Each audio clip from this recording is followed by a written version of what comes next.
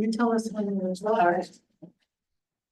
All right, well, good evening. It is Tuesday, April 22nd, and we are getting our city council meeting started at 6:30 promptly. Work session, sorry. Yes.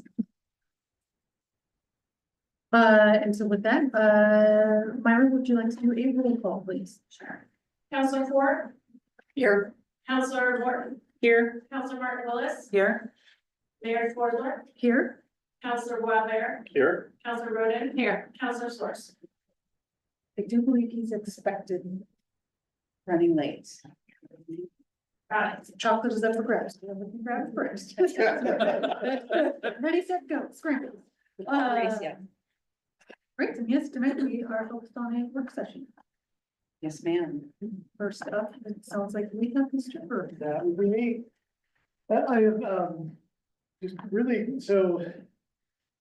I know we were all interested in housing and creating more, affordable housing in all the various ways that could be defined. And so I wanted to bring a new program in front of you all, just to kind of get a temperature check, I guess, on whether this is something we want to be pursuing or not. The state created this program, the Moderate Income Revolving Loan Program, just a few months ago, really, or at least it kind of went live a couple of months ago. And I'm just gonna kind of run you through what the program is, what it does, you know, kind of why I thought it was interesting, and then just like, they kind of want to get your temperature on whether you believe it is, you know, worth pursuing or not. The basic idea is, it's a state-created but locally implemented program, and the goal is to support middle housing, and this is actually defined in Oregon revised statutes. The basic idea is kind of, it's housing that's accessible to sort of your average workforce person. There is a requirement that be accessible to people earning 120% of area median income or less. So that is kind of the primary criteria on there. And then it also does support ownership and rental products, which I thought was kind of interesting. Those programs, at least in terms of capitally affordable housing, they tend to support, you know, a lower percentage of area moderate and median income. And then they also tend to only support rentals. Just some kind of walking through the program. So the basic idea is the city applies to the state. So first we would have to create this program. And then we would apply to the state and receive a zero interest loan from the state, which would be passed on to a developer as a grant. That grant would pay for infrastructure, could offset SDC expenses, and could, you know, kind of fund several different sort of early stage development costs. And then the finished development, once it's built, it would be priced at a point that's accessible to people earning 120% of area median income or less. And then they would also have to income qualify the renters or owners of the properties before they're allowed to rent or purchase. The development that's built using this funding, it's a somewhat complex program, so try to be kind of high level with this, and we can get into details if you want. But essentially, the finished development would pay a fee in lieu of taxes. So we would be working with the assessor and the developer to sort of identify the target price these properties would come in at, and then the sort of target assessed value that they would be assessed at. That gets turned into a fee in lieu of taxes, which would then be used to repay the state for the loan. The fire districts would essentially get their proportional share of that fee in lieu of taxes. But my understanding is that the rest of the money would go to be repaying this loan to the state. I've actually reached out to the state to get a little clarification on that. This loan is sort of baseline intended to be a 10-year loan, so payback is over 10 years. And the request for this loan, you'd essentially have to have a project, know how many units it would support. You know, there'd be a whole calculation around, you know, the development and what it's gonna hit, because the grant would be sort of pre-planned to make sure that you don't give a grant that then can't actually be paid back within the time frame that is designated. And then the city would be the one that's responsible for monitoring compliance with the affordability requirements. So for the period of this loan, 10 years or whatever it takes, you have to sustain The fee in lieu of taxes is sustained because that's the payback mechanism. And then the affordability requirements, so the people earning under 120% of area median income, that would also have to be sustained until the loan is paid back. So a few things about process with this, you all council would have to pass either a resolution or an ordinance to create the program. And there's a, like I said, fairly significant process. You all would request to create the program. The state would then have to enter into an intergovernmental agreement with the county assessor's office, because they're the ones ultimately who are going to be collecting the fee in lieu of taxes and paying the state back. So there's a little bit of a three-way relationship here. But then after creating the program, each project would also end up having to be approved or authorized by council. And I'm not quite sure if that would happen before before the request goes to the state, or if you would have to authorize accepting the loan. Either way, you all would have essentially a second bite at the apple for per project. We do, I was happy to see this. The city would actually get an administrative fee equivalent of 5% of the loan amount, which would help offset staff costs to actually administer this program. I was really happy to see that they took that into consideration.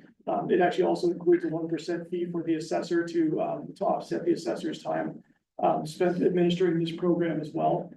And like I said, I'm trying to stay at a high level, but each individual project application, they've really laid out a very detailed application process for this, which would include a very detailed pro forma for the development. So the developer is going to have to essentially open their books and say, here's all of my costs, here's my projected, sort of ending rental rates or sale prices. Here's the gap, so essentially demonstrate that there is a gap that needs to be filled, and that would then be filled by that loan. And also, of course, they'd have to demonstrate that this would be priced at a level that would be accessible to people earning 120% of area median income. I mentioned that the loan grant amount, it sort of can't exceed what could be paid back within that time frame. So we really try to make sure that that doesn't happen. And then really, I think, the reason I thought this was interesting is this is really the only program I've seen that actually supports workforce housing. What's sort of generally called workforce housing, which is housing that's priced at a point that's accessible to people earning 80 to 120% of area median income. So, there's a lot of programs supporting what I call capital A affordable housing, which is typically under 80% and usually even under 60% of area median income. But this 80 to 120, that's really where you end up sort of with the, the nurses, healthcare workers, folks like that, teachers, folks like that, typically make too much to be able to access affordability programs, but are still, especially these days, challenged to be able to buy or to rent a market rate property. And speaking of buying, the ownership aspect, I also thought was an interesting component as well, because renting is good, it's important to have a house, but ownership is how you build wealth. So the opportunity to create ownership possibilities I thought was interesting. That's the sort of in a nutshell here. We do have a couple of developers who have sort of said, hey, what do you know about this? We're interested. We think we might be able to work with, create one of them, actually both of them have said they might be able to create ownership units that hit that 120% threshold, with the support of this program. So that's why I'm here today. This is not the first time we're hearing about this. This sounds very familiar to me. It is the first time? It's the first time. It'll sound a lot like urban renewal, because the sort of functional or the way it works is very similar to tax increment financing. Okay. It's technically different, but it's similar. Okay. Did I do the math right? We're talking about 95K or less, essentially. Basically, yes. Okay. What happens if there's a default on the part of the developer or in an ownership scenario? That's a great question. The short answer is to be determined. I think the longer answer is, the way I've been looking at it, I would try to structure it in a way that is backloaded. So when I'm looking at this, my recommendation would be we essentially use this to offset SDC costs, because then we can do that where it only triggers at occupancy, or otherwise, we can sort of structure in a way that we only pay out if it's built. And then that way, if for some reason it fails halfway through or it doesn't even get out of the ground, we're not out any money, we can just turn back around and hand the money back. But apart from the compliance piece, the city has no liability here. This is a statewide program. Well, so we get the money and then we're responsible, if we put the money out and then something happens, we are responsible for paying that money back if there's not a repayment mechanism after we put the money out. We have any liability with respect to the eligibility determinations? Who does the eligibility? That's another, it's up to us to decide how we want to handle that. And I think there's, Sorry. there's several ways. So when I look at this, I say, rental units, I think are relatively easy because the developer or somebody will be managing the property. It'll be pretty easy for, to create some kind of requirement that they're only renting to people earning 120% or less. And that they verify that and we can then check that and do that, all of that. The ownership product is a little harder because you can still relatively easily income qualify people on the initial sale. But then it's that subsequent, okay, they move out in 4 years. How do you income qualify the next person and require that they get it? Honestly, I don't have the answer to that question at this point. That's one of the ones I've been asking the state is how we're supposed to handle that. Are you done? I have a number of questions too. Will this be offered exclusively for owner occupied housing?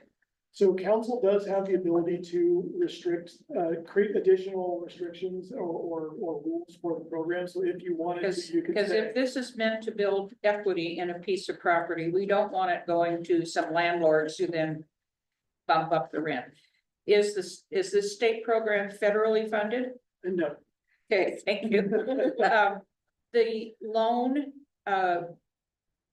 would that, if that loan is made and the buyer is paying back that loan in lieu of taxes, what happens if they sell the property in 4 years or 5 years? Does the loan go with the property? well, so the loan is to the city from the state and it's the fee in lieu of property taxes, that's the payback mechanism. So even if the property is sold, it's still paying taxes essentially, which would still be going back to the state. So whoever it is sold to will end up paying that fee in lieu of taxes the same way as the previous owner.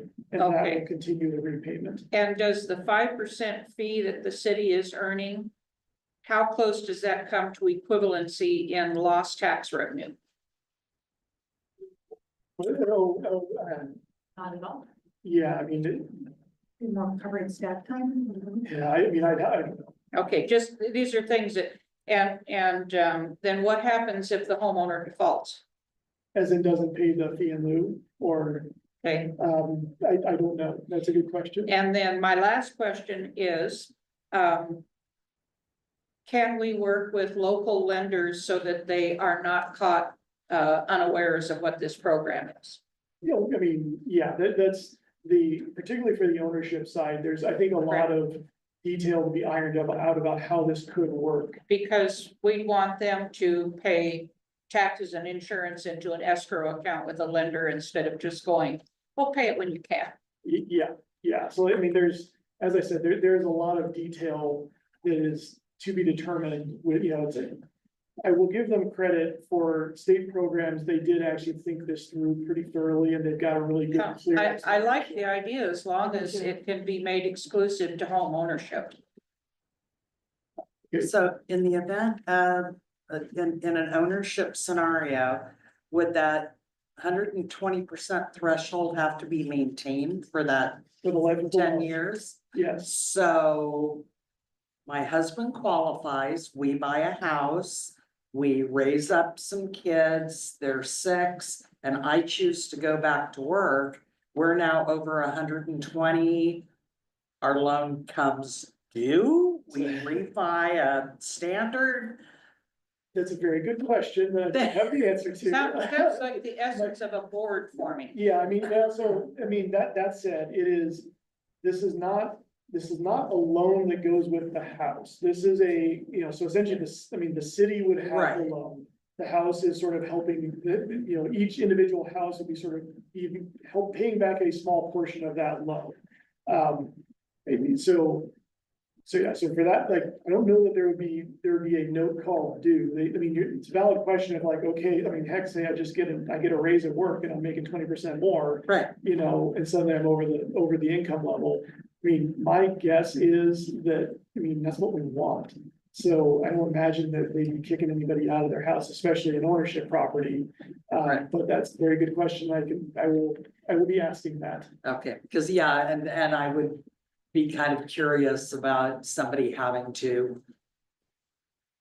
For a home that they own, having to re-qualify and prove their Yeah. income each Yeah, year. That's the Exactly. process with low income Yeah. housing Yeah. rental too. Right, well, but yes, but there's more control there. Yeah. You know, your landlord, you know, you re-qualify each year, but.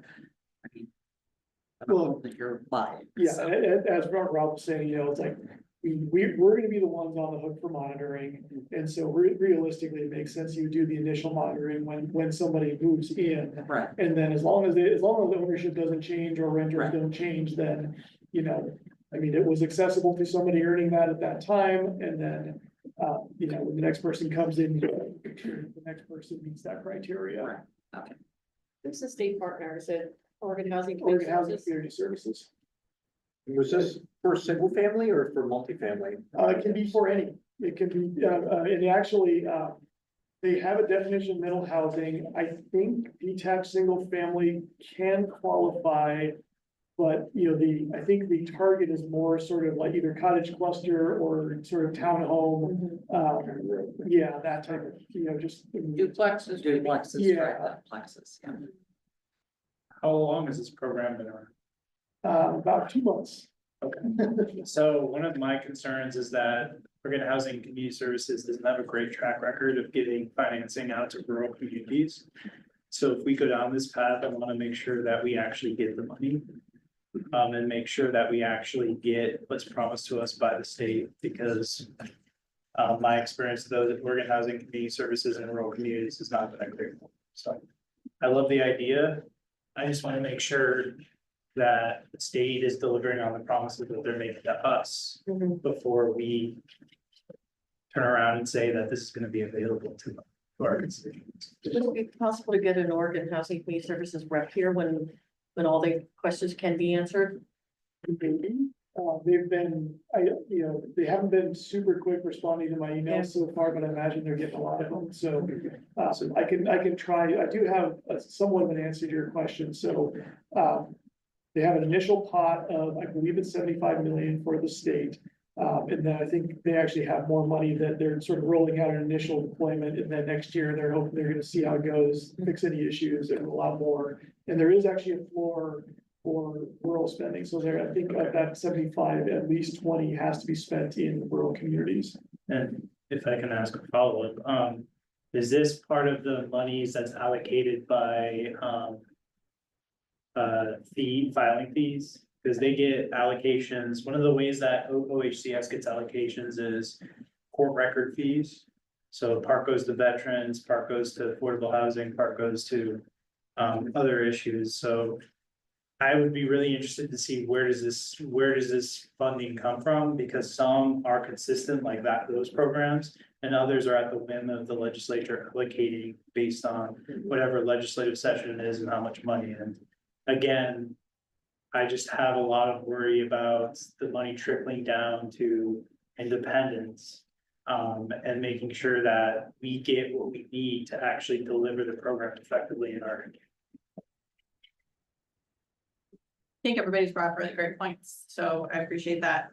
I just don't think staff has enough time to do this. I think that's too risky. I think with all the things we have to deal with right now, this is not going to improve our tax base. This is not going to improve long-term outlooks or financial stability for our community. It's going to be a lot on your plate to put forth.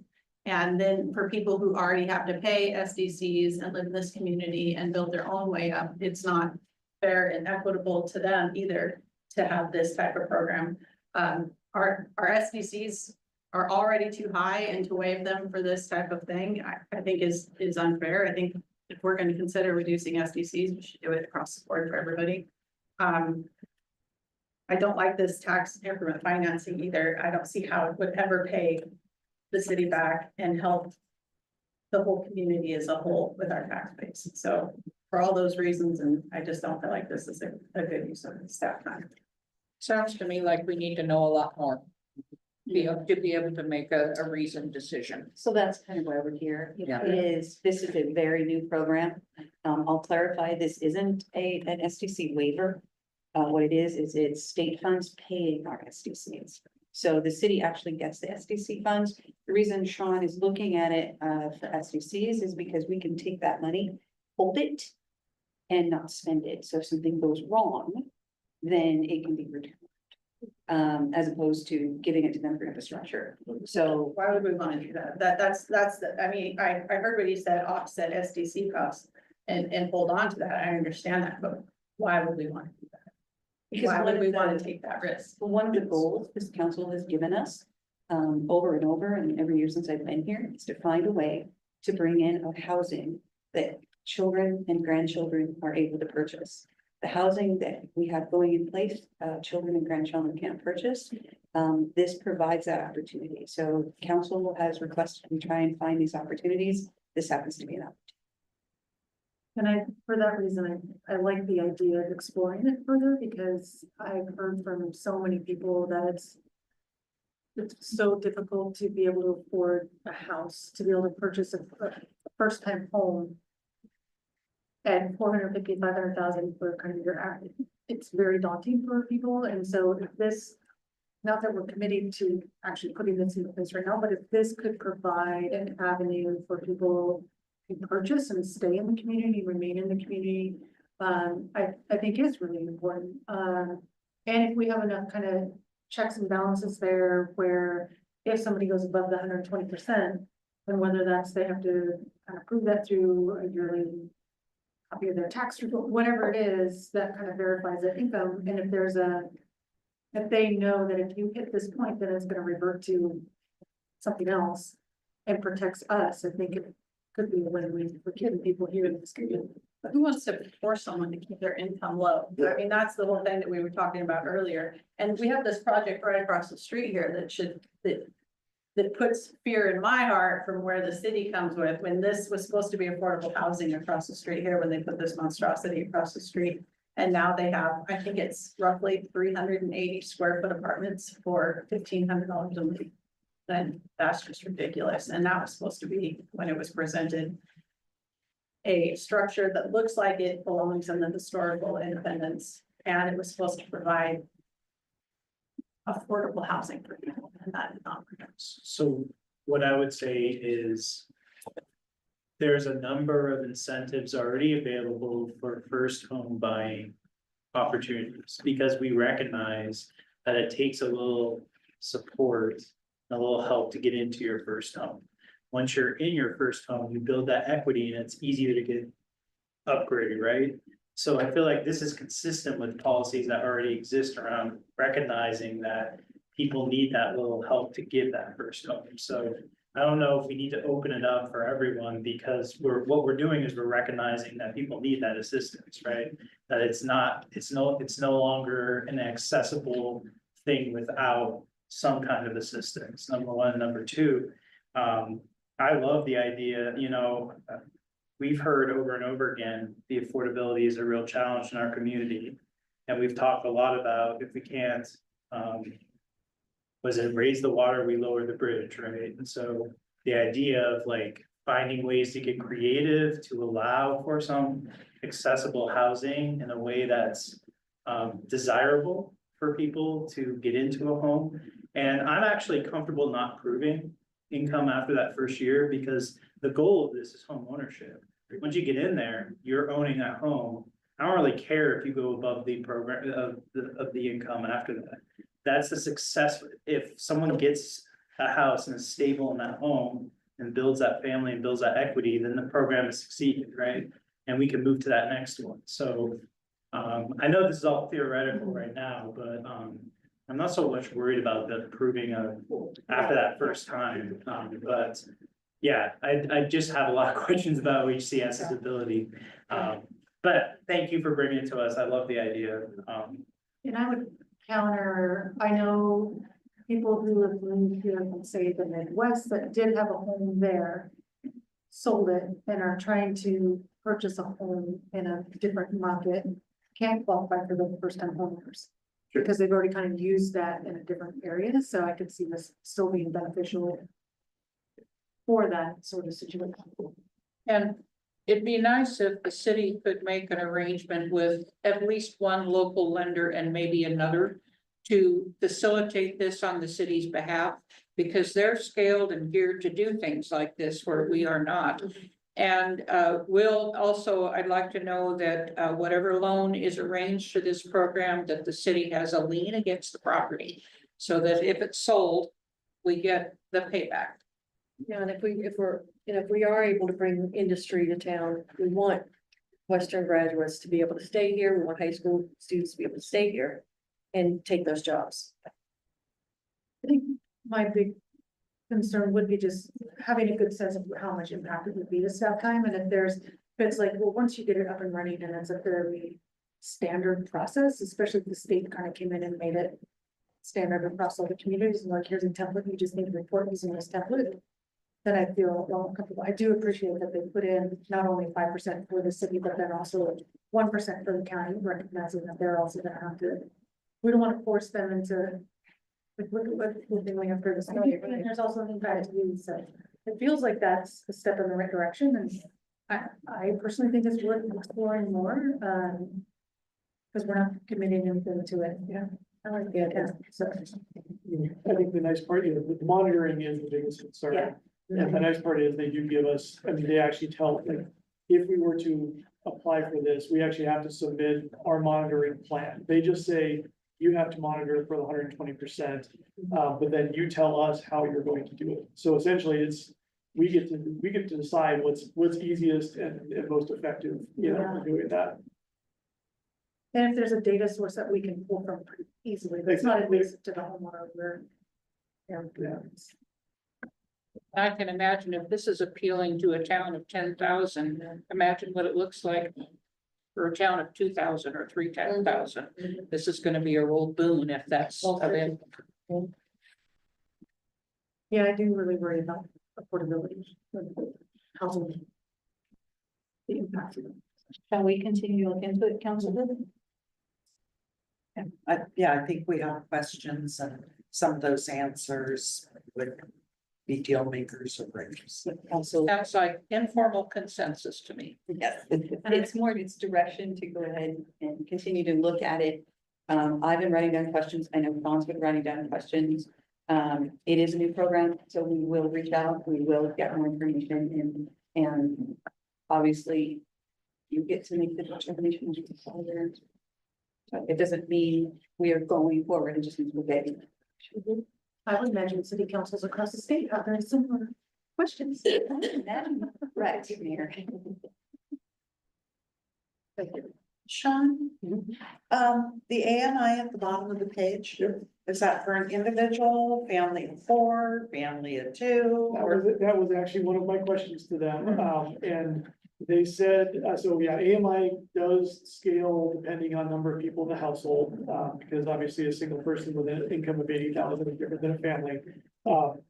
That is also apparently something that we can kind of determine ourselves to say, we're either gonna use a sliding scale depending on how many people are in the household, or we're gonna say, well, this development is doing 2-bed, 1-bath, or 2-bed, 2-bath places, therefore it's a maximum occupancy of 4, therefore we're gonna set whatever AMI would be for a family of 4. So I think we have some leeway to determine how we pick that number. Okay, but do we know what this number down here represents? That is, if I Google and say, what is independence area median income, that's the number, and I think it is a kind of average household, so it is like kind of all the households, this is the average essentially. So no. No, yeah, Precise clarification. yeah, because my next question is gonna be, does that represent 120%? Well, no, 120% would be 90, you multiply that by 1.2, but yeah, it's Rather amorphous. yeah. All right. Well, council, any more questions? Okay. Thank you, Sean. You are more than welcome to go home. No. He might need to. He's gonna argue with you anyway. You are so, Well, we have to close. no, I don't. You guys are URA. We have to go to trolley next. Oh, I forgot about Trump. Yeah, I know. That's why I'm trying to send him home. Okay, trolley. So I don't know who's seen it or not, but I'm gonna take, since we're talking trolley, I'm gonna take the opportunity to show you the video that we just did on the trolley. So if you could turn around. This is Mr. Bruce, yes. When you live in a house and drive your car to every place you go, you really lose a connection to the community. And when you get on the trolley, it connects you with people. I moved here to go to college in '71 and lived here pretty much most of that time. About 4 years ago, I had a life-changing thing go on, and I ended up in a wheelchair. And there was a period of time when I didn't have the ability to drive. I'm one of the partners of a business in Independence, the River Gallery, and I wasn't able to get to the gallery to work, so my partners were picking up the slack and doing the things that I used to do. And I was trying to do what I could from home, but along came the trolley. All of a sudden, my world opened up. I was able to leave my house, get on a trolley, go all the way to Independence, go to the gallery, meet my friends, have a social life again, have a work life again. And it just personally made a huge difference in the quality of my life. I think it's really important to have a sense of where you live. And the trolley has really given me a sense of knowing what Monmouth is, who we are as a community, and value that diversity that we have, you know. On the trolley, I see kids going to the skate park. I see college students going to Independence. I see old people getting on and young people getting on, people of different ethnicities and different cultures, and so I think that's a really important thing with the trolley. It's been an amazing impact on the community, you know. And I see people on that trolley that if the trolley wasn't there, they would not be able to get to the doctor. They wouldn't be able to get to the store. Their life would just change a lot, just like my life has changed a lot. And I think it's a really important part of the community.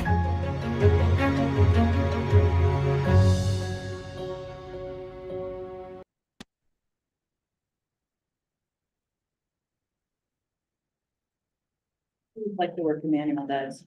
Community seems to like it as well. But tonight we're going to talk about boring lawyer stuff. The trolley went into place. I'm going to talk in summary, and then we can get into details if you're interested.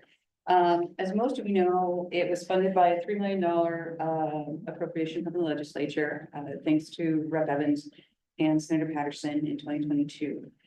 The money was intended to evaluate the demand and feasibility for inner city transit, support local economic development, education, tourism, and community events.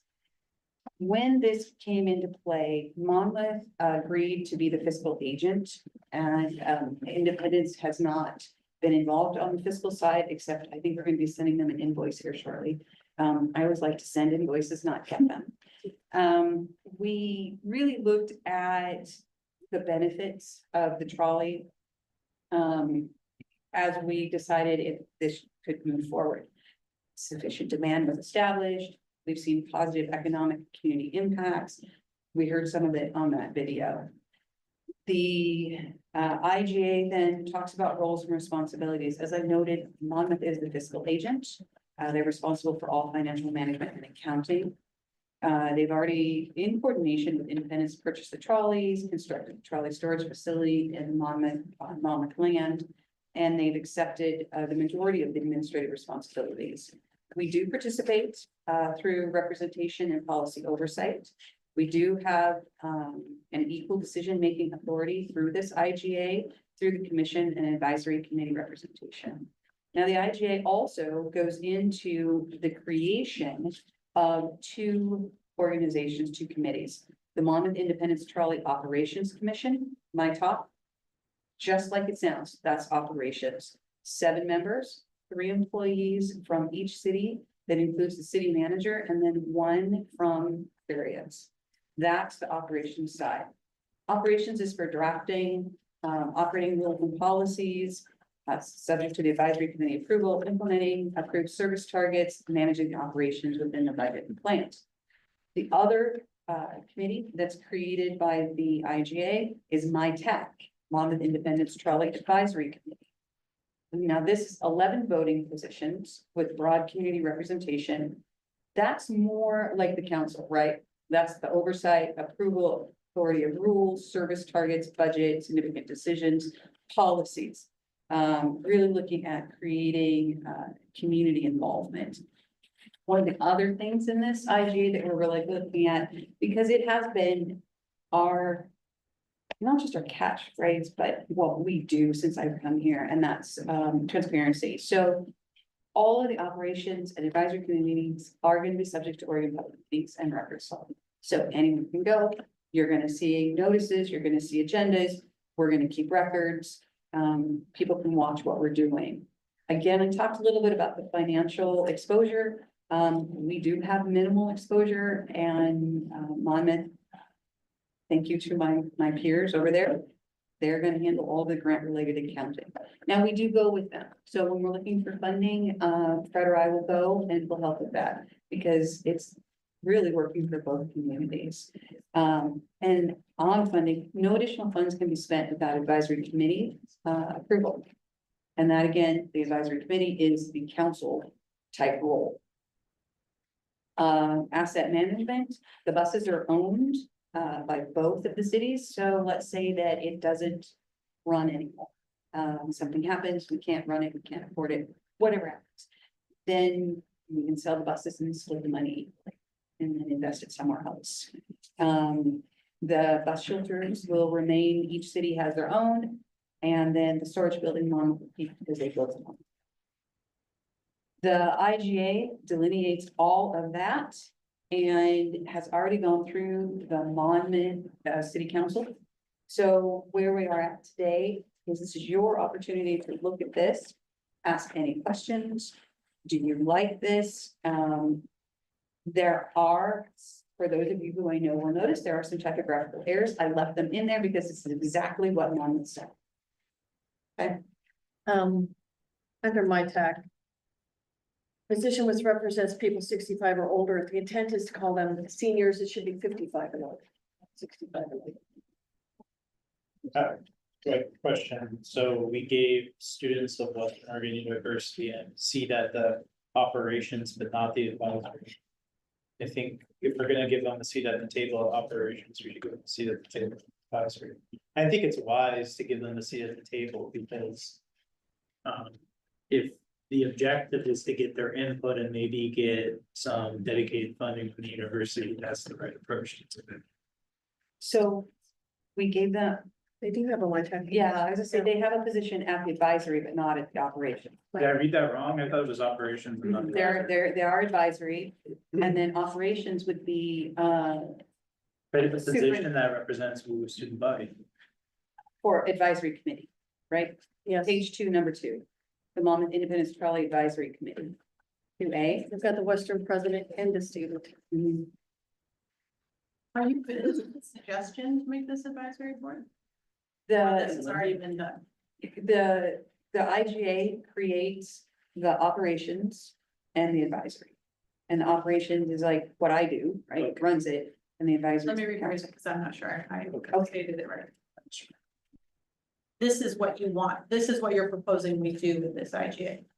This has not already been. Correct. Okay, Yeah. This is actually what Monmouth, and we took a look at it and ran it through the attorneys. I so oppose this, that I really think that we should really be, why would we give our power to this advisory committee to decide how our money's gonna be spent and how we're gonna operate this trolley? Why would we do that? why we represent our community, we are elected to represent the people of this community. Why would we give 11 people who are not elected by the city to represent us on this advisory committee that would dictate how money's to be spent and how things are gonna be operated? Why wouldn't we keep control of that power here? Isn't it an advisory committee? We would still, It's an advisory committee and the governing body of each city appoints 3 positions. So I want you to think about it's similar to Minnet, where I understand you don't like Minnet, but we have to create an organization to, We don't have to. We could keep the power on within us councils, us elected officials, to decide how we're gonna operate the Raleigh. We don't have to give this power up. I mean, you specifically said that they would decide how money is spent. They would decide the routes that were gonna be taken. They would represent our community because they would be selected to represent the board. We've been elected by our community to fill these roles. We've been elected to serve our community. This is the best way to do it, is to make sure we have operational control of these things. Greg, or I guess a point of clarification on that. Mhm. So let's say the operations says we need $200,000 from the community. We would still have to approve that as part of our budget, right? Correct. So there's checks and balances there in, like, they could make a recommendation, like, we need $200,000, but we would still have oversight capacity to say, maybe, you know, you're requesting that, but we may or may not be able to afford that with the budget. correct. And the governing body of each city appoints 3 positions. That could be 3 of you. Right. You could serve on that. Similar to mine. Right. It does not have to be a community. We have 11 members on the, well, I don't know, I would have had 11 members on control. I mean, we should be able to just do it in-house like we have been doing with the committee. Yeah, this again is gonna take up, if you're one of the people on the operations, you're busy already. And then we're also gonna include 2 more members of staff from each city and 1 representative from Chariots to come on to that. We don't have time for any of this. I already you do have, Charlie stuff. Correct. So, Fred's already doing a lot of Charlie stuff. so this is for efficiency, Counselor. So by creating these, it creates efficiency. Right now, if we want to do anything, Rochelle and I have to take time out and we have to stop and we have to meet and then we have to discuss about, okay, well, I can do this and you can do that. And then, we come to our council if necessary, to get grant funds. There's nowhere to really, right now we've been putting it into Monmouth, and so Monmouth is trying to do the finances. This would allow us to put grant funding through this agency. We're trying to create an efficiency and provide the community the opportunity to take part in this. Kind of like they do in our committees and commissions. Correct. Like 4th of July, we say you have X dollars, go forth and create. Correct. My question is, I underlined several things in here. The Operations Commission, their main role is to ensure service targets. But the Advisory Committee oversees management and funding. Seems like that's almost flipped from what it should be. So this is set up, because this is set up in the hope. Right, because we have to think 20 years down the road. We always do try. That there will be enough funding, at some point that there can be a trolley manager. And if a trolley manager is hired, then, the advisory committee will handle the trolley and take that operations off of this. So that's why it was set up that way. And that position would be, if it comes to that and there's funding to do it, would be jointly funded by both cities. Or grant funding or Something. Federal They funding or have state a funding. fiscal foot in each community. Yes, yes. Yeah. Because we would like to plan for every contingency if we can. And the reason I say it almost feels like it switched is because I'm thinking of the Minnet board and it is set up very much like my talk. With the city employees or their assigns and a citizen at large and so on. And it seems that that's where fiscal responsibility should lie rather than in an open committee from the community. I just need that, I need to feel better about that before I could get behind it. I like the concept, but. Yeah, and I clarifying again that neither one of these committees would be able to obligate either city to spend funds. Correct. Correct. I would like to see more data, if there's any data. The video was great, like emotionally tugged at my heart, but it's just one person. How many people ride the trolley that absolutely need it? Where is the data behind that? Because when I ride the trolley, I'm on there with 15 kids who could walk 3/4. So we we haven't done allocated funding to do that kind of drill down. What we do know is that we have a larger ridership than other small community transit systems. In the first year, we were 15 riders per service hour.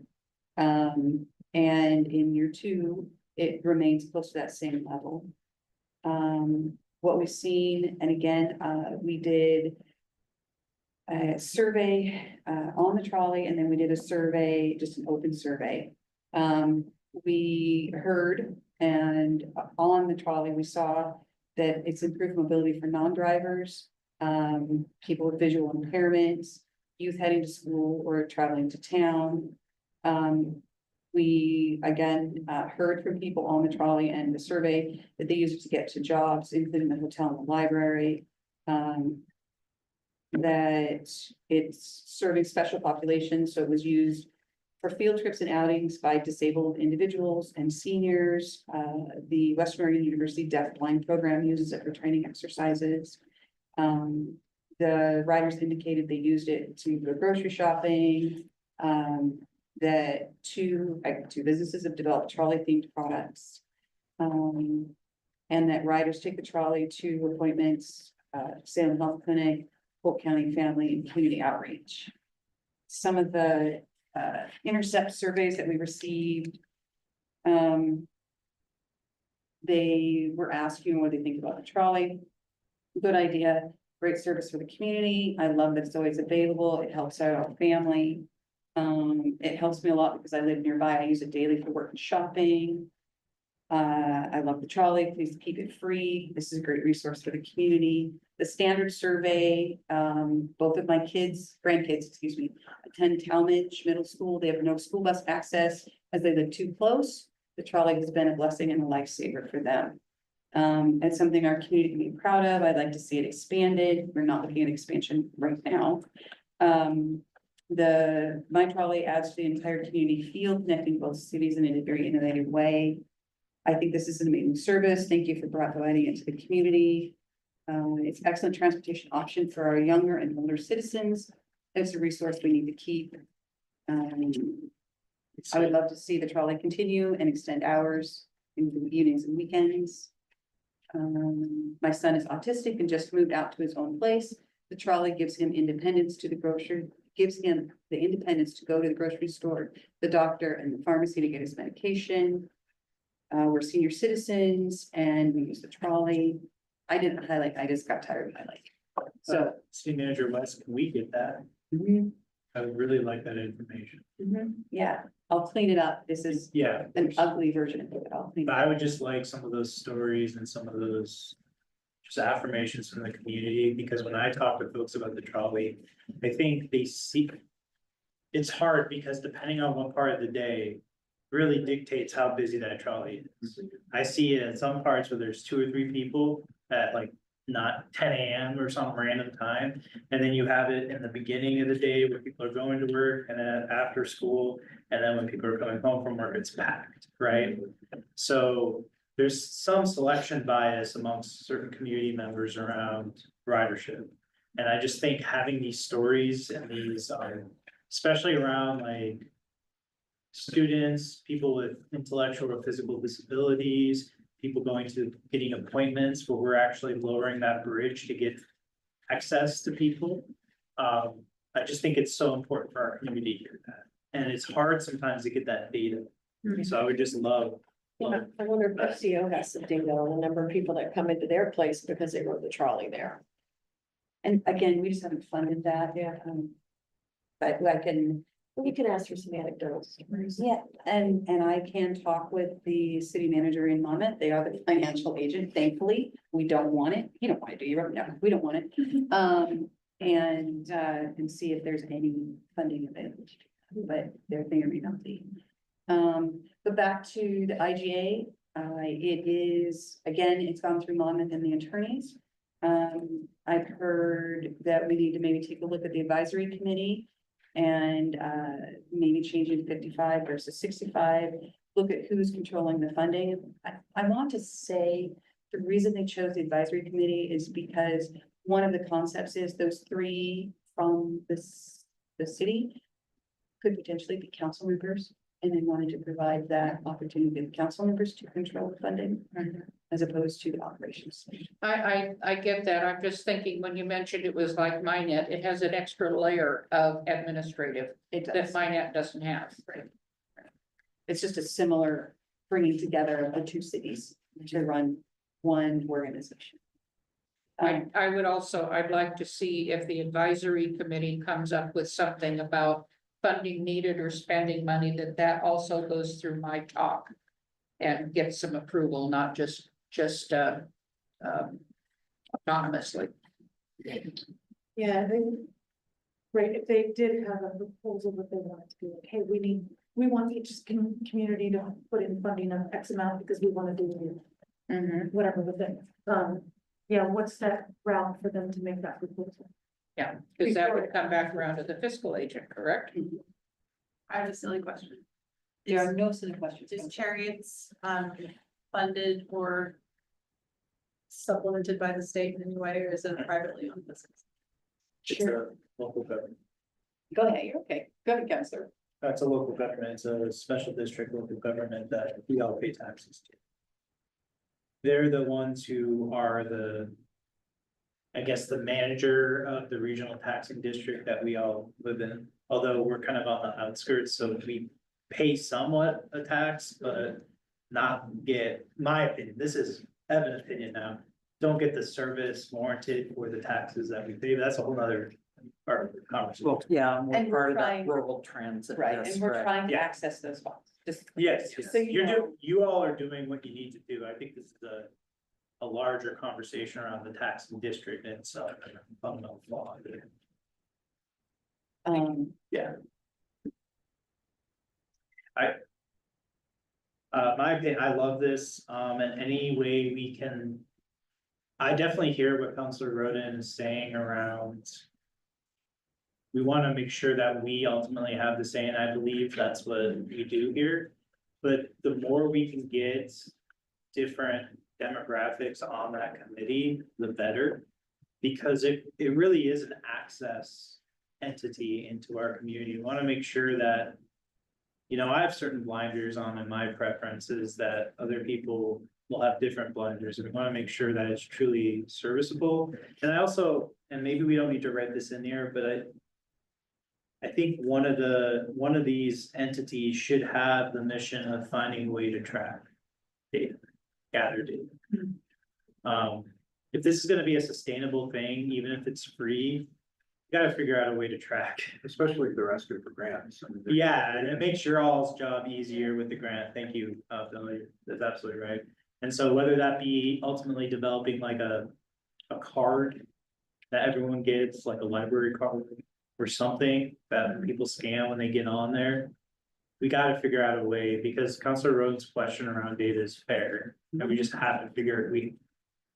Like, hopefully we get the funding to continue this, but that's gonna be a continued question forever and ever, is how are we proving that this is effective? where are the stops where people are getting off? Where are the stops people aren't giving up? How do we rejigger it to make sure that all the stops are as effective as possible? All those questions need to be. One little other tweak, just because it stood out to me. The student that has no vote on the MyTac. I would put in a caveat in there, if they're under 18, they get no vote. If they're over 18, they should have a vote. Oh, the non-voting youth member? So it wouldn't necessarily be a student, it could be a non-student youth. True. True. But there is, that's 18 is when you get the right to vote, so. Well, and what qualifies as youth. That's right. Yeah, my, Yeah, if he's 18, it's a youth. 28 to you in summer. yeah, 35 of you.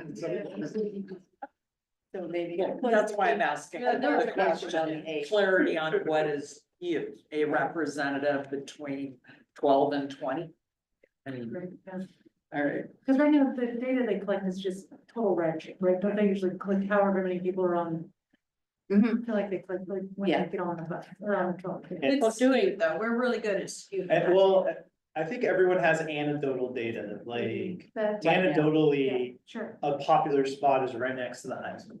Yeah, Anecdotally, and every time I ride that thing where people get on and off is right at the high school, Western, right downtown. I'm doing the math for 16. A rider hour, 15 per hour, 15, yes. yeah, I thought I heard 16, anyway, Well, it that's, could have been me skewed, sorry. that's, well in excess of 50,000. And that's if you're only counting one trolley in that, that's 16 or 15 per trolley per It's- hour, then you're at the 110 or so The thousand. numbers our community has per capita, TriMet is jealous. Yes. Just say it that way. Yeah. So like, it is, what we're doing is very effective, it's just. We don't have great ways to It's measure it because developing. it's free, It's emergent. right? It's one, it is one of these things though that I've been working on, that if we had a small fee for people, then Yeah. it would Yeah, solve, it would include the data, it would. Cause I see people literally jumping on the trolley from one stop to the very next stop, and I'm like. Okay, are they taking up space for people who could actually use the trolley to get from one place to another? And if they had to pay 50 cents to ride it, would they really ride it for, 2 blocks? You know, And then it could pay for some of it, so. in a lot of communities, what they do is they pay for a day pass, right? And it's like, then you have free access all day, so we'd still have some data issues if we went. Depending on how we do it, if we did it a day pass, because you're still not scanning when you get off, just getting scanned when you get on. So there's all sorts of, the only way it makes sense to me. If we really want the data point to point is some kind of card system, which I mean, Because that's then gonna you- cost money. You've also then got to come up with a system for purchasing passes. Drivers typically don't have that capacity to Right. give change. Oh, your day pass is $1. Oh, I've only got 5. And Oh, giving change and doing passes. We're not giving people change, it's exact change. Yeah. If they have $5 and they only do one. Right, it's like Chariots. I used to go to Roth's to get a monthly bus pass for my son. But do we really want to have to build that entire Yes. infrastructure at this? And it's not the end of the world either for kids to walk from downtown Independence or downtown London to Central High School. It's not. If they're, We all, well, the vast majority are able, or they can, or the school makes concessions to get kids who are disabled to school. They don't have that mile. But the school wants kids to walk. and there's still a lot of pleasure riding that goes on. Right. I am often at meetings at Brew one way or another, and every 20 minutes, the trolley pulls up, and there's one young man who rides with an adult, and he can't hardly wait to get on there, and they ride until she can't stand it anymore. Wonder if there's a way. Right, to collect some data without having to create a whole nother. Yeah. Data collection. Fred had said at one point in time, they could put a laptop into the Well, I'm wondering, And then people could use their library card or student ID card, if there's some way that we could tap into a system and somehow. That sounds- Should collect that. That sounds like a good task to give to my tax. Well, I was gonna say, a lot of this is you're going to the next step, Yeah, yeah, right, exactly. which is great. I mean, that's wonderful. Because If you're not required to have an ID to vote, I'm pretty sure you don't have to have an ID to get on the ballot. Required, So as we looked at the IGA, I got, a couple of few things, that you'd like me to take back and talk with the city manager for a moment. Anything else? Any other concerns? Did you say that Monmouth City Council already approved it? They have looked at it and they only had one change. That was the advisory committee shall be mandated to draft and establish a charter to guide its operations and objectives. And that doesn't mean you're stuck. So I'm happy to go back. and Renegotiate. Okay. Well, then the fun part's over. Mayor. Then you can took URA stuff.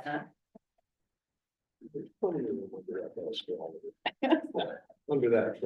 Under that. My agenda says adjournment. I know. so So, like, that is the fun part. yeah, true. So now, Do we have an amendment to our agenda? Are we adjourning and going to the URA? Yeah, now we're opening the. With the mayor. Session. if the mayor would like to ask for it's a work session. Adjourn. I just want to make sure you get time for. Within a second. There's two there's two agendas, right? The second. There is, I didn't print out this other one, I printed this one because there was a mistake, we weren't involved, but the other one they got in the email. Do you need a motion Do we to? need a motion to adjourn? If you want to be formal, yes. Okay. So moved. Okay, second. Everybody, we'll. Roll call. On adjournment. Roll call on adjournment, Councilor Force, Aye. Councilor Wood, Aye. Councilor Bover, Here. Councilor Marquez, Aye. Councilor Moore. Aye. Aye. Someone. Thank you. We're done. Thank you. To answer your question, it's 79,000 average median household. That's actually. API. Yeah, I know, it was at the bottom of the page. It's household. Household, what defines a household? Is that two One house. people, three people, four? The average household. So Okay, you but could how have many? four adults, or you could have two One adult. adults. or Yeah. two So that would be adults. one person working or The two tax people or rate, four free people or whatever. Yes. Okay, Okay, okay. household Cool. income. The next agenda is on. I was gonna say, so. All right, so now we need to move to, we'll call to order, we haven't done that. 7:30. 7:30. But, 7:33, you are in. Roll call again, Please, ma'am. Councilor Ford, Here. Councilor Moore, Here. Councilor Marquez, Here. Councilor Bover, Aye. Councilor Wood. Here. All right. New business.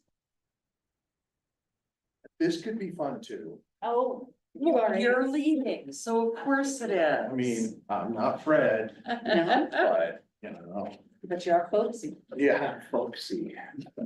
I don't know where that came from, It but, was a compliment that you received. okay. Great. That's good for a finance.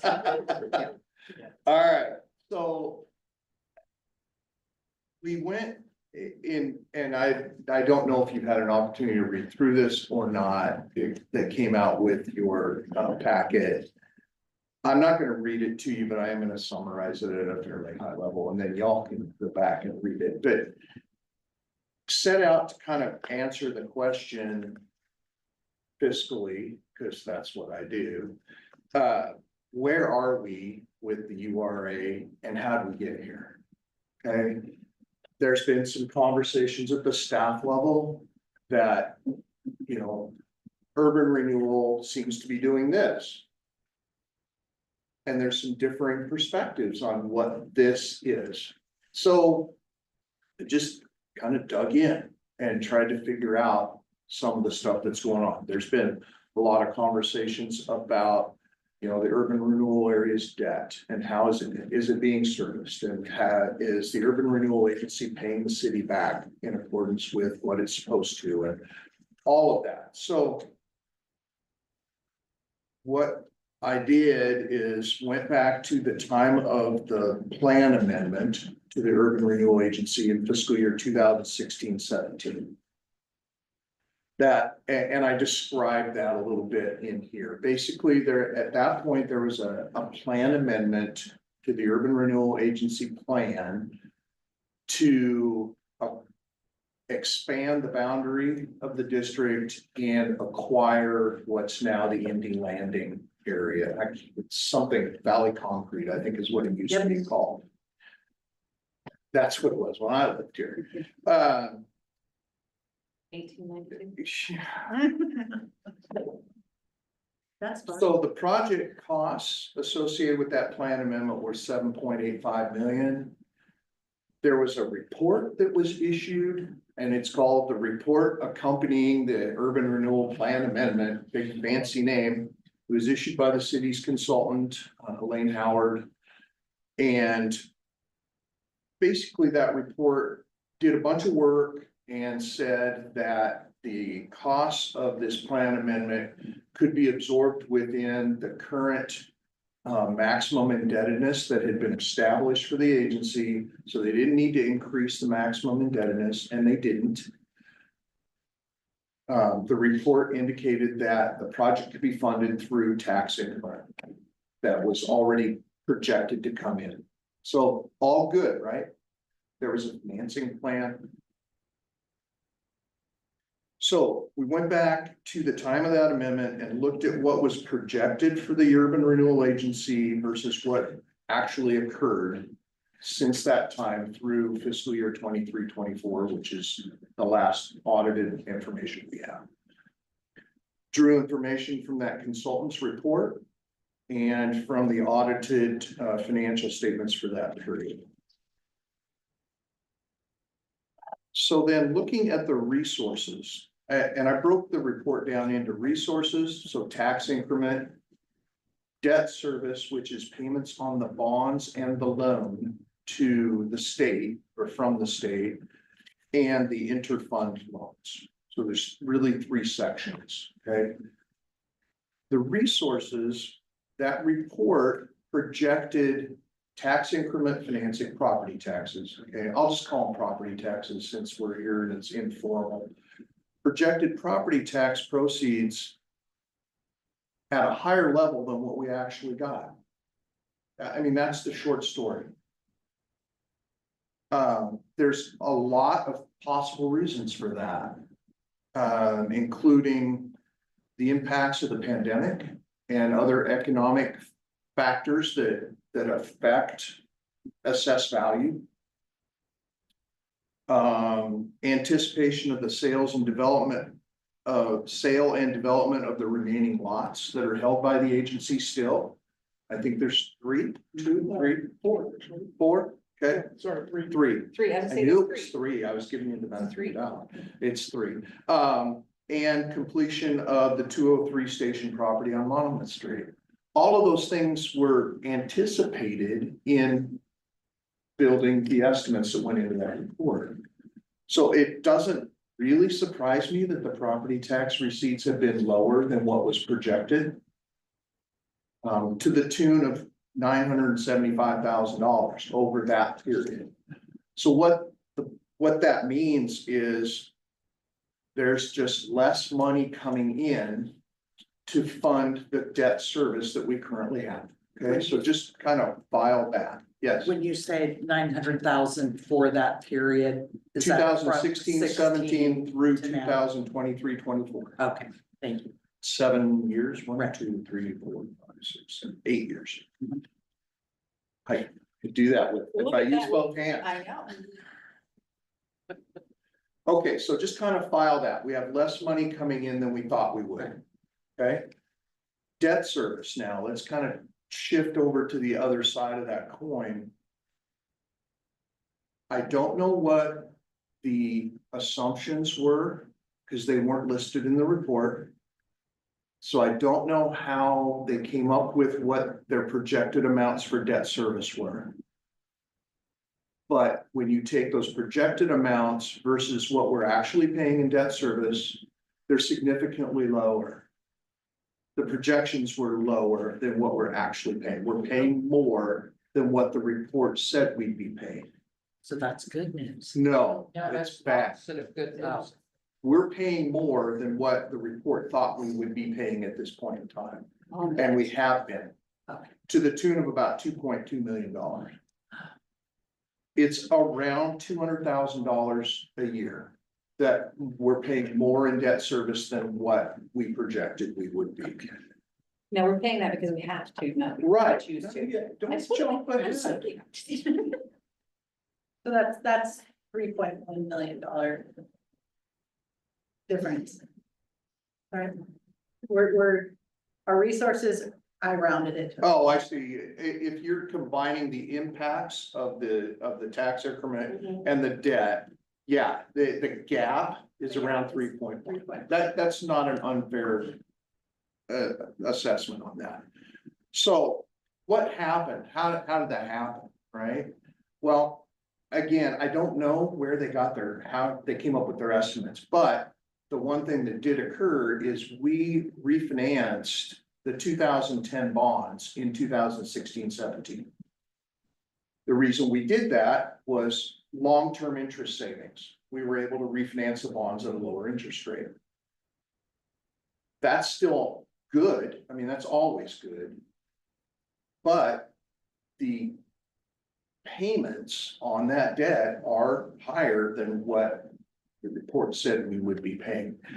Again, the report's only relevant because the city went forth with this project based on the information in this report that it would all pay for itself. And it hasn't. I mean, it has. I get twisted up in these words a little bit. The project worked. The project has been done. It was paid for. It's there, right? The results of that have not played out as they were projected. But they're playing. Yes. Yes, they are playing out, just not like we expected. And I'll get to, this isn't as dire and awful as it might sound yet. The summary. Sounds good. Okay. I'm not seeing where it's bad. Okay, well, I mean, it's a problem that needs to be addressed, and we're gonna have to address it, but let me get there. I don't understand how you don't see it as bad. Hang on, let me get through this, and then you guys can For long. talk about this all you want. So less money's coming in than anticipated and more money's going out than anticipated. That's where we're at to this point, right? Okay, let's look at the interfund loans, because the other piece of that financing plan was that the URA would borrow from the city, one, to finance the SDCs, right? And two, from the general fund to help kind of make this project work in general, some of the project costs, etc. So the report identified those loans from the SDC funds and from the Economic Development Loan Fund. The report indicated that those loans would not start being repaid until 22-23. Well, that's all good when you're projecting cash flows, but it's not legal. And they missed the boat on that part of the projections, because under ORS 294 or something, 468, that relates to interfund loans, you have to begin repayment of those interfund loans the year following when the loan was made. And they have to be repaid over a term of 10 years. So we began repaying those loans as we're required. But, and there's a table here in the report that shows, we didn't expect we'd have to be repaying those in the report. So each payment was kind of a cash flow hit that they didn't expect. To the tune of about $2 million. Over the period again. So, again, we're doing what we're supposed to. But it was different than what we thought we'd be doing when we entered into this, okay? The agency owes the city about $6.4 million. According to the audit at the end of 23-24. That's comprised of loans from the general fund. Loans from the Economic Development Fund and the remainder on those SDC loans. The general fund portion of that is about 4.6 million. We are paying off these SDC loans, and as we pay them off, there'll be money available then to shift towards paying the general fund off. So to wrap all of this up.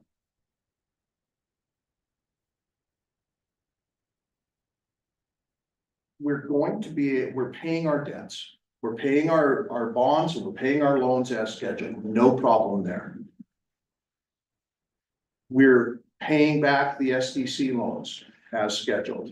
Again, no problem there. The piece of this that isn't playing out as expected is the time frame for paying back the general fund. The general fund will be made whole. We have the tools to do that through collecting tax increment financing. It's probably just going to take longer than we originally expected. Okay. So we're currently working with a consulting firm. We got a grant for that. Yeah, no, we're not paying for it. Okay, I guess that's important right now. It is. But we're working with a consulting firm. They've taken a bunch of this data too. We're waiting for that report to come back. And because I basically want to compare what I've done with what they've done and make sure we're synced up. And at that point, we'll be able to bring a recommendation to the council on a path forward, which I mean, I don't know what it is yet, but my guess is it's going to be a restructuring of the repayment to the general fund over a period of time that works with the available resources. That's kind of the Reader's Digest condensed version of what's going on here. I don't know that it makes a lot of sense to go back, and in doing this, and I've told Kenna, City Manager Wes, this all through, I don't really care what happened and how this report got done or how people relied on it. That's history. It's done. We can't change it. We can't go back.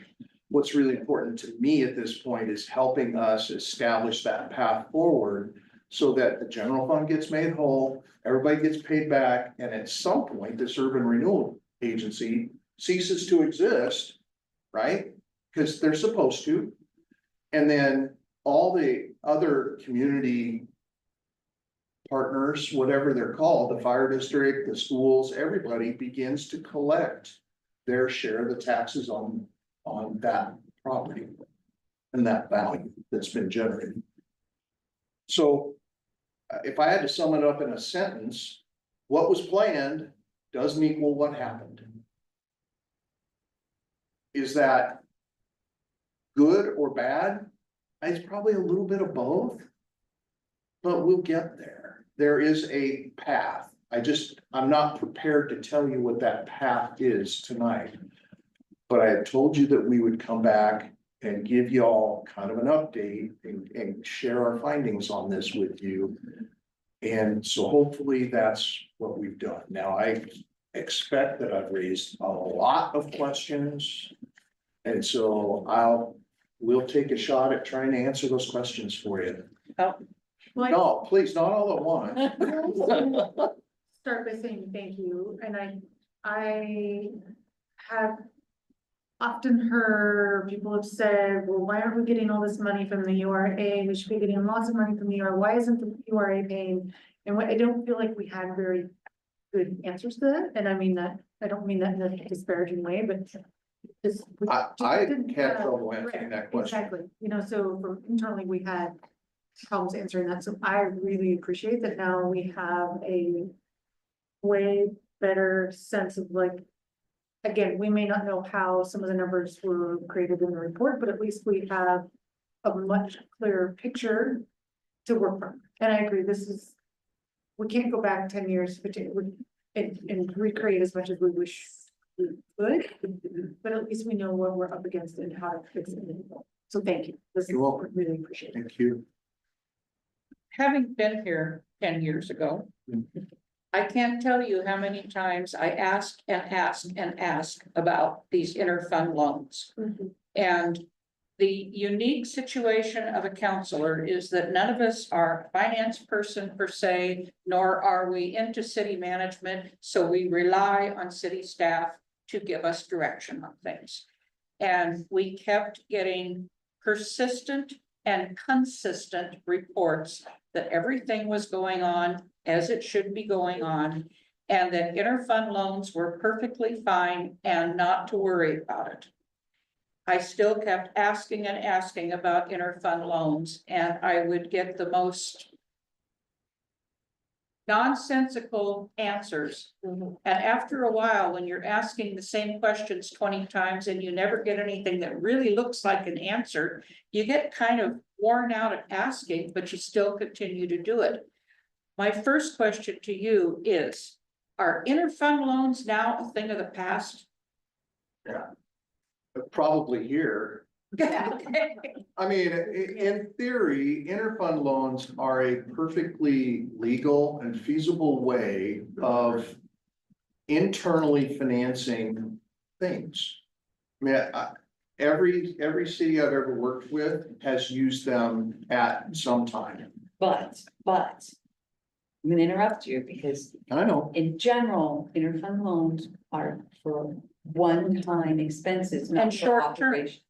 sure. Because to me, Financial practice. because we did not get reports. Sure. And now go ahead. I don't want to add any more No, adjectives to no, you're that. fine. It surprised me that there was an interfund loan that wasn't supposed to be paid back until 22, 23. Yeah, that would surprise me too. That wasn't part of what we got as disclosure. I will say it that way. Hey, yeah, I'm not, like I said, I'm not throwing anybody under the trolley. Good. I like that now. That's my new. See what I did there? Because it's a free ride. But the interfund loans to finance the SDCs makes sense, because otherwise you gotta go out and borrow that money. Yeah, You know, so if you have the funds available, that kind of stuff makes sense in some cases and in some instances. I don't know if it penciled out for the city at that time or not. The bottom line is we got them. And so we're paying them off. During my short time here, I would never propose an interfund loan unless there was really it just made so much economic sense versus going to the market and trying to borrow money to do something. I mean, if we had a huge pot of money in Sean's desk, and which we don't. Clean out your drawers. Yeah. And we needed something over here, and we could borrow the money from Sean and pay him a nominal interest rate that kept him whole, then it might make sense, it's like but moving also household money just from. understanding I've lost the word, the history here and the feeling of this council about that kind of thing, I'd be hard pressed to bring it to you. Because I don't know if I could sell it to you anyway. Not to this And one. so, you know, yeah, and that's fine. That's fine. You need to know that they are a legal means of doing business. But I've never seen them used to the extent that they were used at the City of Independence. And having worked on the audits of the City of Independence and consulted with the City of Independence, it became a real nightmare to try and unwind those. So, yeah, all right, well, we came completely off the rails there, tying back into the trolley thing. Go ahead. Thank you.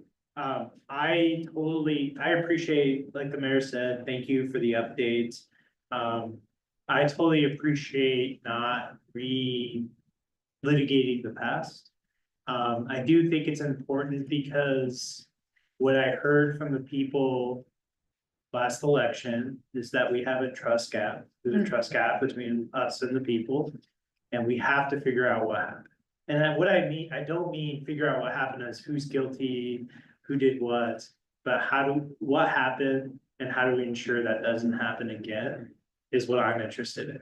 And so I understand that we have, especially during budget season, it's probably not the time to write an after action report about what happened 10 years ago about this. Thank you. But yes, but I really appreciate coming back in the fall after budget season to have a conversation about how do we ensure this kind of stuff doesn't happen again?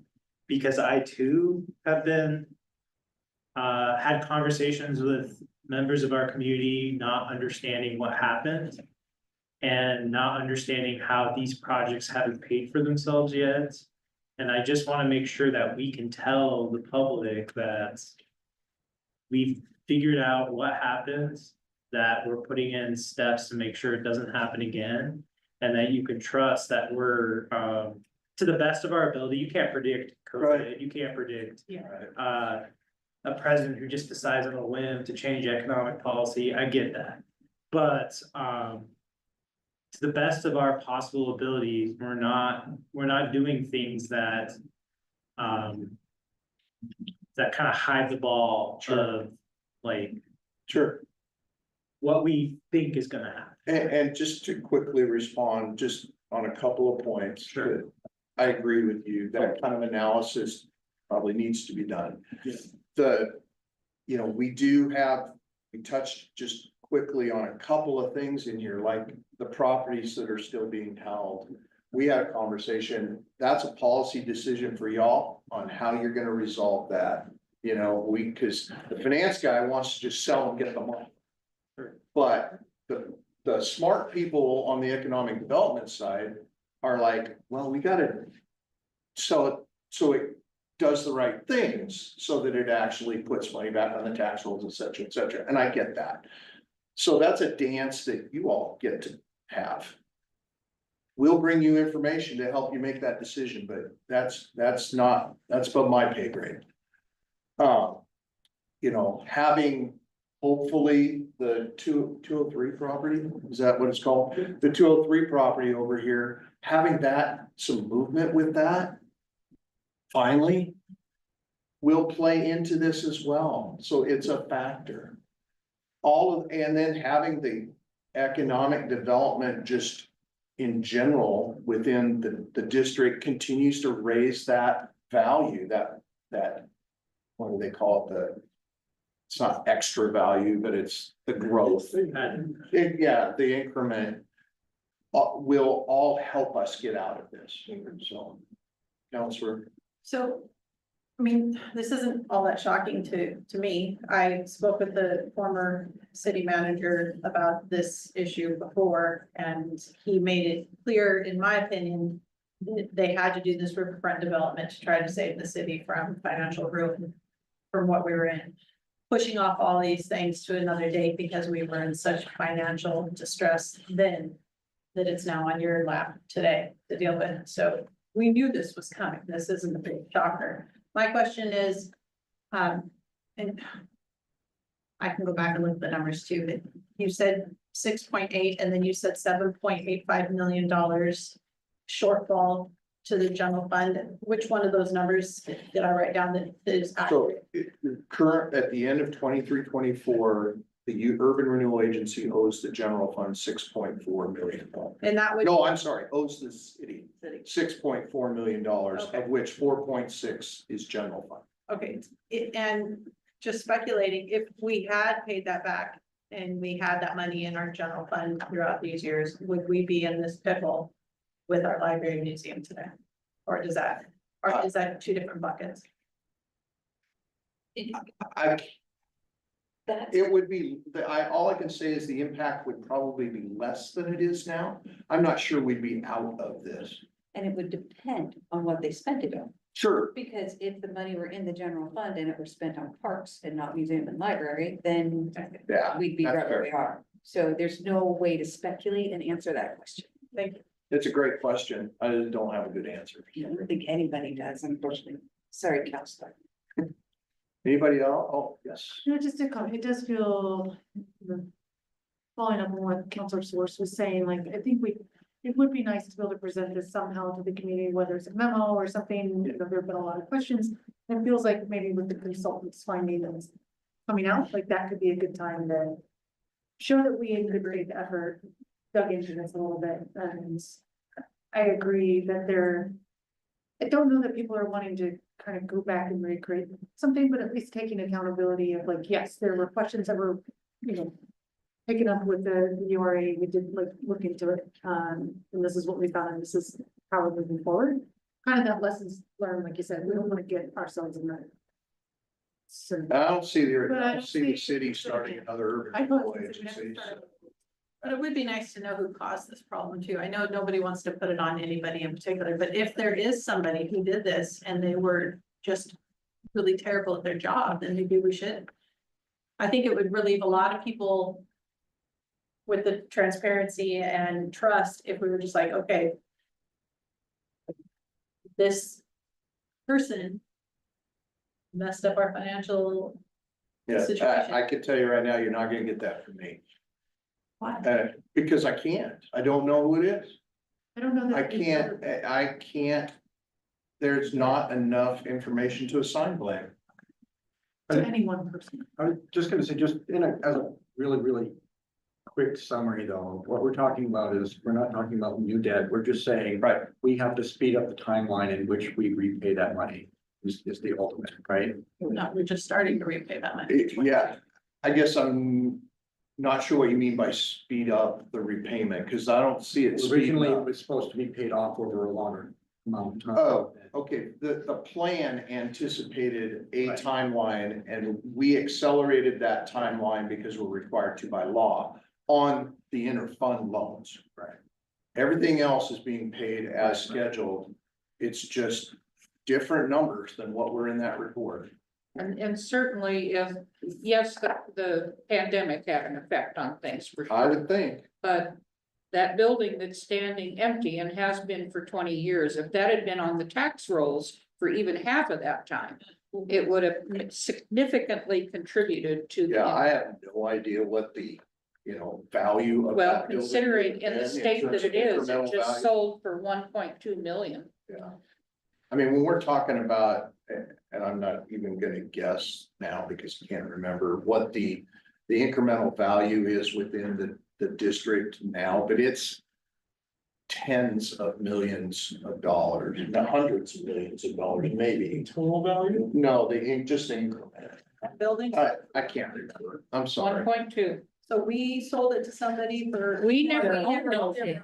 It's always been a private So property. but we allowed past property taxes to be waived. No, No, We gave no. it to Young. no, No, No, it's currently being taxed, but at the value that it sits there. There's 72, last I looked, I think there was 72,000 outstanding. right, and they paid That- 140 or something like And that. the new owner will have No, to make. the closest the city got to owning it was when they were 769,000, I think, behind on SDCs.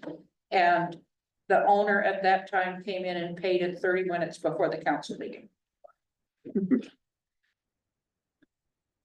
That There's must have been a fun check. to pull. Yeah. Isn't it like a Friday, 4:30 cashier's jack? Something. I'm like excited that. about the two. It was literally Came in an today. 11th hour, Yeah.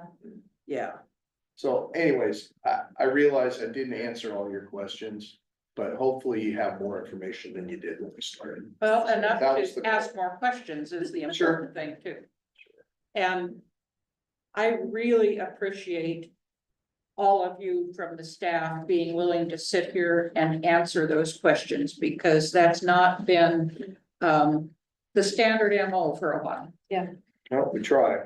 Well, I think also recognizing that there's another level of kind of complication here of we've lost, we don't have the same staff members, right, that created this, and so we're asking people to come in and be like, hey, recreate this, so to speak. And I think there's an extra level of difficulty there when those records, for whatever reason, are not accessible or can't be done.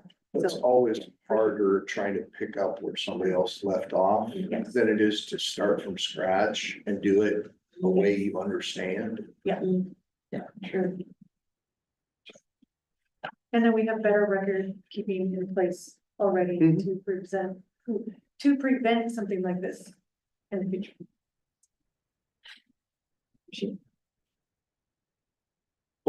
That's all I just got. also want to say, I appreciate Counselor Roden's voice in all of this, because you bring a flavor of necessary, brutal reality sometimes. At least I may not have a second ever on this council, but at least my voice is heard. Okay, my second year. I think you have. Well, and I don't take any of this personally. I wasn't here, you weren't here, you weren't here. I He don't, was Yeah. finance. He didn't do any finance until he was promoted at all. and you should. No. I love you, man. But, I mean, I don't If there's take money this to stuff that, personally because yeah. again, it's not my decision. My only job is to bring you guys information so you can make Yes. decisions. So, All the information. and I can do that. And sometimes you don't like it. We do bring it. Yeah. I'm This, sure I it Well, just, helps when I'm folksy though. we're pretty good at not shooting the messenger. You're Yes. very good. Yeah, I appreciate that very much. That's all I got, folks. Anything else for the good of the order? I would just say, if you haven't checked out the Osprey, check it out, because there's Ospreys in this. Seriously? Yeah. Yeah. Yeah, there's a lot of really amazing footage.